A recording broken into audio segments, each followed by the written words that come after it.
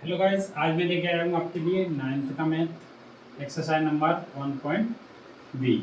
तो प्रश्न नंबर पहला इसमें क्या दिया है, ये दिया आपको योगात्मक प्रतिलोम निकालना है। निम्नलिखित संख्याओं के क्या निकालने हैं? योगात्मक प्रतिलोम। और योगात्मक प्रतिलोम का मतलब होता है जो संख्या प्लस की होती है वो माइनस की हो जाती है, जो माइनस की होती है वो प्लस की हो जाती है।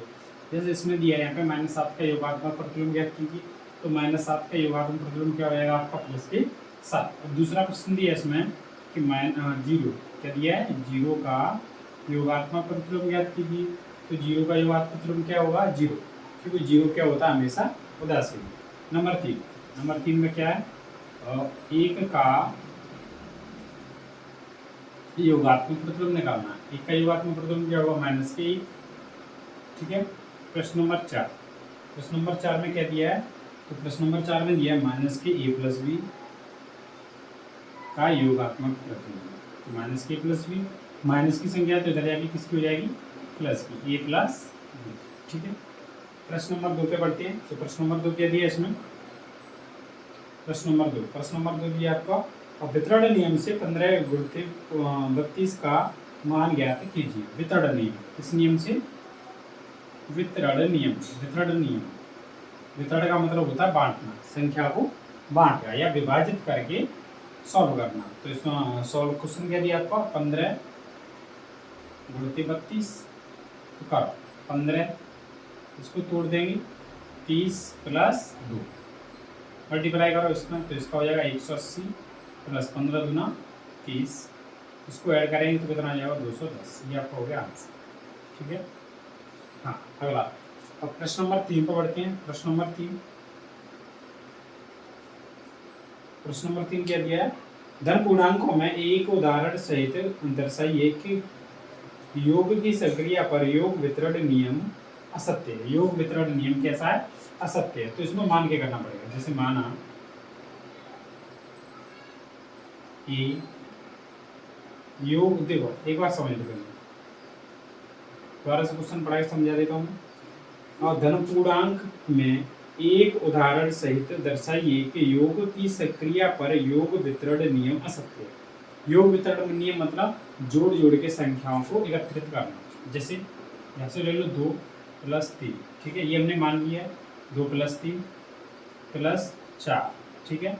तो इस संख्या को एक साइड रखेंगे और इस संख्या को एक साइड, बराबर 2 ऐसे ही रहने देंगे, प्लस इसको जोड़ के रख देंगे यहाँ पे 7, बराबर इसको जोड़ेंगे तो कितना आ जाएगा यहाँ पे?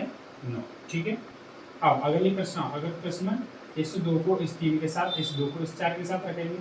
तो रखो, जैसे 2 + 3 + 2 + 4 बराबर, तो इसको रखेंगे तो इसको ऐड करेंगे, 2 3 कितना हो जाएगा आपका? 5 + 4 और 2 कितना हो जाएगा? 6। अब ये जोड़ के कितना आया यहाँ पे?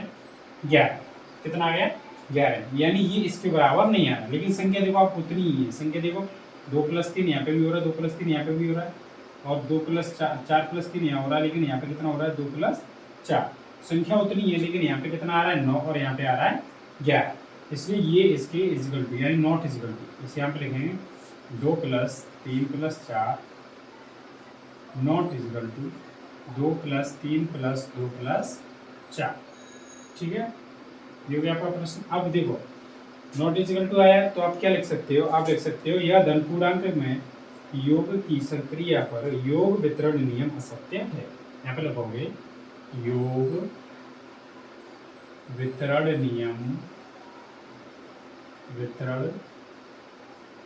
नियम क्या है? असत्य। ठीक, समझ आ गया। अब अगला प्रश्न पहले से रेज कर देते हैं।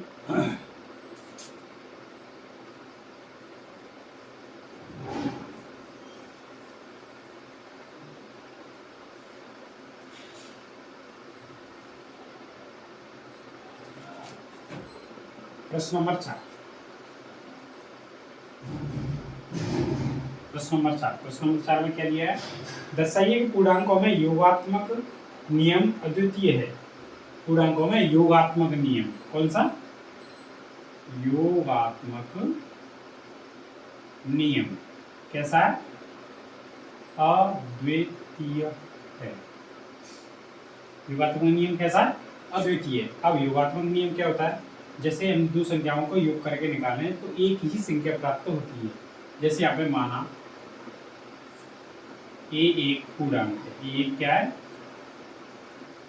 पूर्णांक, ठीक है।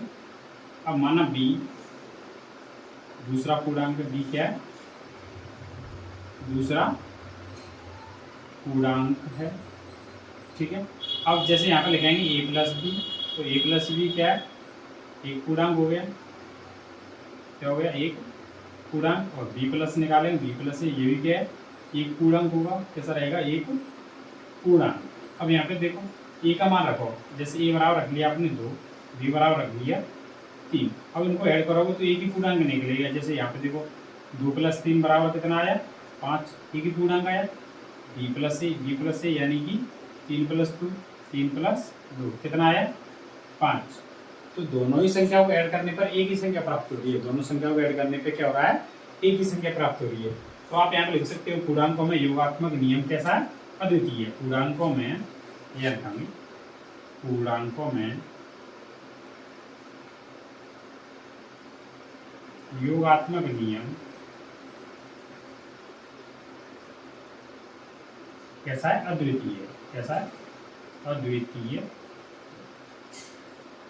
ठीक, समझ में आ गया। अब प्रश्न नंबर 5 पे बढ़ेंगे। प्रश्न नंबर 5 क्या दिया, पहले से रेज कर दीजिए।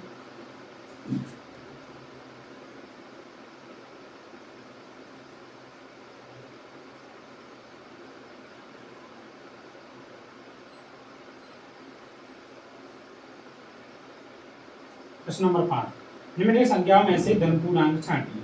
इसमें छठवाड़ा है, क्या कर रहा है, धन पूर्णांक छांटिए। धन पूर्णांक छांटिए, ठीक है। धन पूर्णांक बताने कौन सी संख्या धन है और कौन सी संख्या ऋण है। जैसे पहला प्रश्न दिया आपको 8 - 6, पहला प्रश्न की दिया 8 - 6। अब निकालेंगे तो 8 - 6, 8 में से 6 कितना बचेगा, 2। तो ये कैसा है, धन, कैसा, ये धन पूर्णांक है, ठीक है। प्रश्न नंबर 2 दिया है। प्रश्न नंबर 2 कौन सा दिया आपको, 2 - 5, 2 - 5। अब घटाओ, 2 में से 5 तो जाएंगे, तो 5 में से 2 घटाएंगे कितना बचेगा, -3। तो ये कैसा होगा आपका, ऋण पूर्णांक, ठीक है। प्रश्न नंबर 3, प्रश्न नंबर 3 क्या दिया आपको, तो प्रश्न नंबर 3 दिया है आपको 1/3, 1/3, 1/3, ये भी कैसा है आपका, धन पूर्णांक है। कैसा है आपका, धन पूर्णांक। प्रश्न नंबर 4, तो इसी में प्रश्न नंबर 4 किया दिया 8/2, नहीं सॉरी, -3 गुणित -4। तो इसके ऐसे मल्टीप्लाई करेंगे तो क्या, +3 कितना आएगा, 12। ये भी क्या आपका धन पूर्णांक, ये भी क्या आपका धन पूर्णांक, ठीक है। प्रश्न नंबर 5, तो प्रश्न नंबर 5 क्या दिया है, 8/2। प्रश्न नंबर 5 क्या दिया है, 8/2।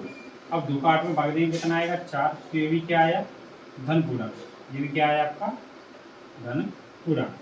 अब प्रश्न नंबर 6 पे आते हैं।